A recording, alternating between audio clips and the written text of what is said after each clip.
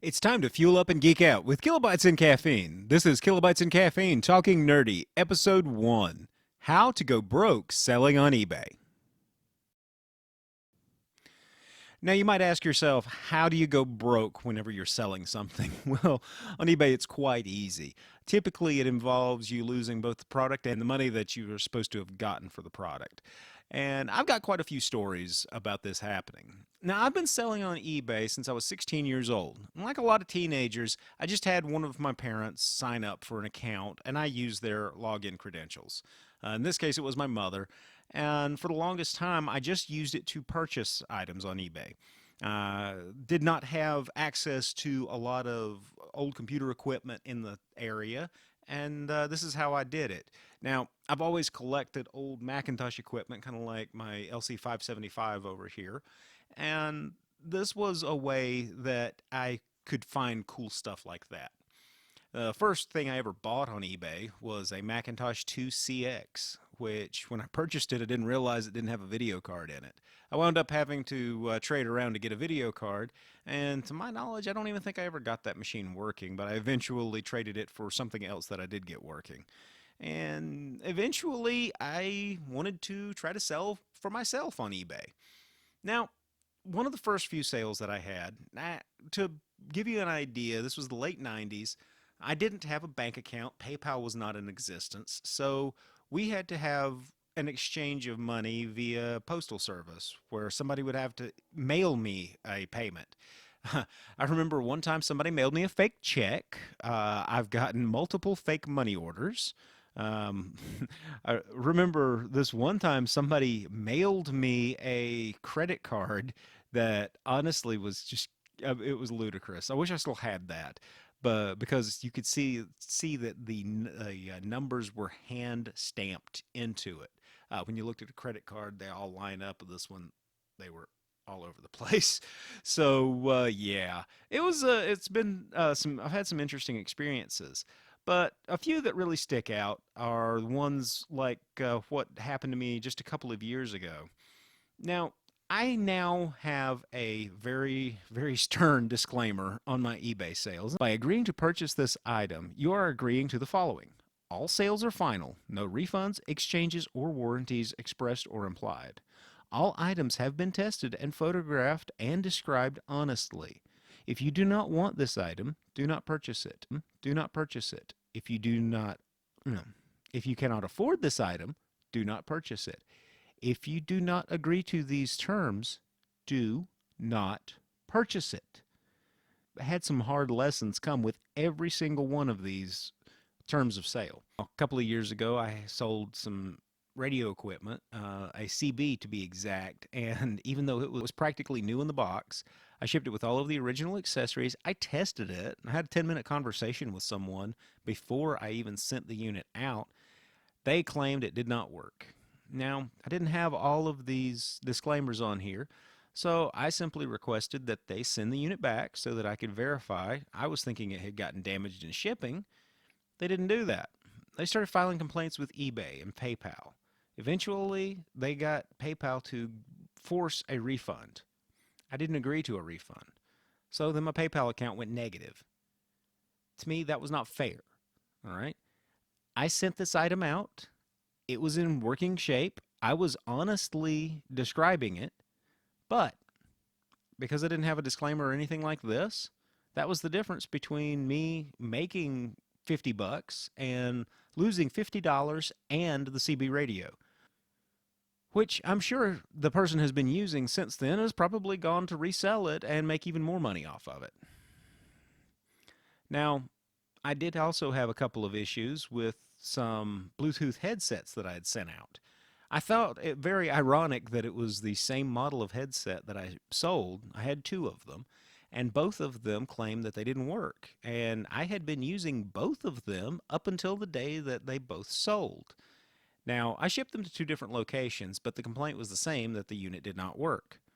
This time I had this disclaimer on there. Whenever they tried to file a complaint against me, I simply referred eBay back to my terms of sale, stating all sales are final, no refunds, exchanges, or warranties expressed or implied. eBay sided with me on this. These people were trying to claim that items that I thoroughly tested were defective and were just trying to get the money back. Now, to me, that's not fair to me as a seller. I'm trying to sell goods. Now, if you do not want to purchase goods, or if you want to try to negotiate after the fact or decide that, hey, this just isn't right for me, I'm sorry. That's on you. That's not my fault, nor is it my problem, honestly. Whenever I sell something on eBay, I'm selling it to pass it to somebody else. I don't want to pay to ship it and then pay to have it shipped back to me, typically in broken condition, and then have to pay out money on top of that. There's no way to get ahead with that. Now, I gave up doing eBay as a business years ago, simply because I had this happen to me so frequently that my overdraft fees at the bank cost me a lot more than what the eBay sales were. And quite honestly, I just don't see how people make money on it. Now, there are a lot of people who resell items through Amazon on eBay. This always aggravates me whenever I sell something on, or when I buy something on eBay, and then 2 days later it shows up in an Amazon box saying, somebody sent you a gift. Immediately, that tells me I just got screwed. I have an Amazon Prime account. I could have ordered it on Amazon, and, it's happened enough that I always sit and think, wait a minute, can I purchase this new item cheaper on Amazon? So I go look on Amazon, and 99% of the time, hey, I found it for $5 cheaper or $10 cheaper. Now, if that's your business and you're doing well at it, congratulations. To me, it seems a little shady. There's so many different ways to try to make money on eBay. You don't need to try to scam people, rip people off, or anything like that. So years ago, I sold a Marantz stereo receiver. It was a beautiful unit. I tested it thoroughly before I sent it out. Now, I did not trust myself to pack it properly, so I took it to a UPS store. Well, the UPS store packed it, and of course, them being UPS, they knew how to pack it, or so I was under the impression. So I paid to have it professionally packed in the correct size box. I took the box home with me, which was my mistake. We'll get into that. And when I did, I sold the unit, sent it out, didn't think of another thing about it. Now, the seller sent me a email stating, I just received this unit and it was destroyed. The front was crushed on it and it's completely unusable. I want my money back. Well, the first thing I asked for was a photo, which the buyer conveniently was not able to give me. And I said, okay, that's fine. Here's UPS's information. You bought it from me for $425 and I insured it for $600. Have at it. Well, they denied the insurance claim. They said that it was packed improperly. Ho ho, not a problem. I had you guys pack it, so that's how that's going to get resolved. They said since I took the box home and they lost possession of it, that they could not guarantee that the box was properly packed. Well, that was my fault, I guess. So, not only was I out the cost of the shipping, but I was also out the cost of the unit because the buyer reported me to eBay and eBay sided with the buyer.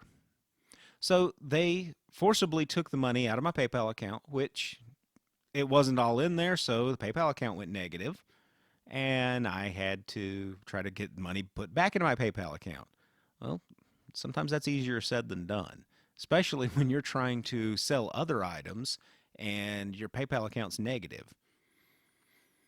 Now, when your PayPal account is negative, they don't charge you an overdraft fee.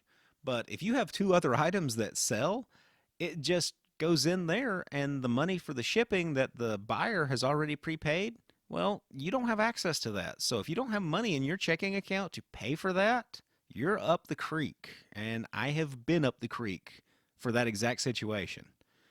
So if you really want to sell on eBay, my recommendation is use a really good terms of sale and make sure that you've got some money stuck away because you never can tell when you're going to need it.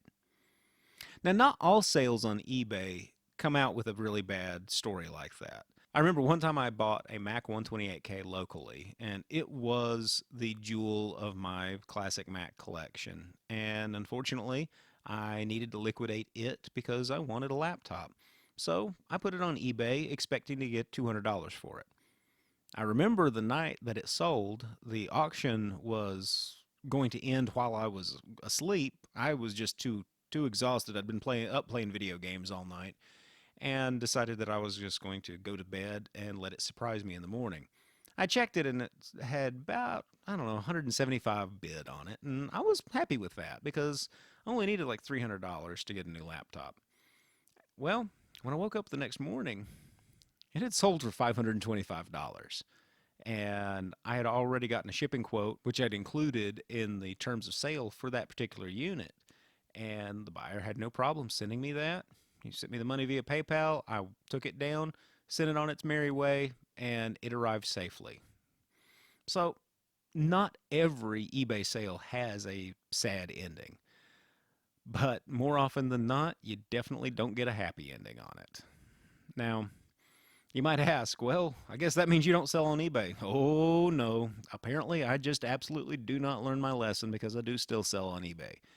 And luckily, the terms of sale that I have now have protected me against other potentially fraudulent buyers. I've had quite a few people try to say, oh, well, this item was defective, or it arrived broken, or it just doesn't work right. Well, I actually go through and I test as many functions as I can before I send something on its way. And, if you're trying to rip me off, well, this pretty much protects me now. Now, I'm sure somebody at some point is going to find a way around it. As a matter of fact, I thought I was experiencing that recently when I had a buyer send me an email stating, well, I never received my unit. Well, sure enough, I checked the tracking number and it's gone. It's somewhere within the U.S. Postal Service, and I have no idea where it is. Now, even though I say I don't give refunds, come on, I'm not a heartless jerk. Okay, I may be a jerk, but I'm not heartless. So I'm actually going to go ahead and refund the person their money because I've been there. Just a few months ago, I bought a book that is still somewhere between here and Greensboro, North Carolina, stuck in the U.S. Postal Service. Now, I'm not going to say that the USPS doesn't do a good job with delivering packages. I've had horrible experiences with them. I've had horrible experiences with FedEx. I've had horrible experiences with UPS. I had horrible experiences with DHL. I've had bad experiences with all of them. Can't really tell you that one's better than the other if you want to know the truth. We'll tell you that UPS usually is a little harder on equipment, especially when you're shipping vintage computer equipment. As you guys will see whenever I do the Atari 800 build, because I have to repair some UPS damage on that one. Ultimately, if you want to go broke, sell on eBay and do not put any kind of disclaimer or terms of sale on your item. Now, I invite anyone that watches this to go to my eBay sales and just poke around there. You never can tell what I might have up for sale. As a matter of fact, the Apple IIc that is being featured in a series right now, once I finish it, will be going up for sale on eBay. And, you know, that's actually a really good way if you want to support this channel. If you want to support this channel, like the video. Feel free to comment. Another way that you can help support me is subscribe, and don't forget to hit that post notification bell. That way you can see all of these videos that I post. Some of them are going to be produced. Some of them are just going to be off the cuff, kind of like the one I just posted yesterday where I paid for that Hot Wheels car that was ripped off. You know, I don't do that often. As a matter of fact, that's the only time I've ever done that. But I thought it made a good story, so that's why I did it. If you want to see more content, just let me know, because I have a lot more of these videos planned, and I can't wait to share them all with you.